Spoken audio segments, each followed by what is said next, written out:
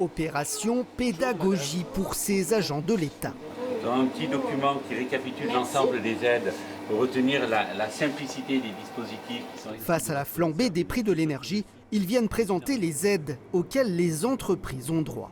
En l'occurrence, nous sommes dans une boulangerie, donc TPE de moins de 10 salariés, moins de 2 millions de chiffre d'affaires, donc une attestation et l'entreprise va bénéficier automatiquement du bouclier tarifaire qui limite le prix de l'énergie à un tarif totalement raisonnable de 280 € le mégawattheure. Dans cette boulangerie, pour faire tourner les fours de cuisson, il faudra compter 6 000 € de facture d'électricité en plus. Sans compter qu'en parallèle, toutes les matières premières ont aussi fortement augmenté.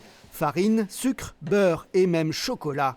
Résultat, la profession est en pleine crise. Si on veut garder les mêmes marges qu'il y a simplement un an et demi en arrière, la baguette de tradition qui était à 1,10 €, il y a un an et demi, aujourd'hui il faudrait la vendre 1,80 €, 1,90 €. Donc vous voyez un petit peu le gros malaise. Pourtant, face à cette situation critique, seule la moitié des PME et TPE ont fait appel aux aides de l'État, des aides trop souvent méconnues. Il y a effectivement beaucoup de boulangeries qui sont en danger et c'est normal que l'on réagisse et qu'on mette en place cette action de communication et de promotion pour permettre de mieux faire connaître les dispositifs parce qu'on se rend compte qu'en fait il y a une méconnaissance des dispositifs existants.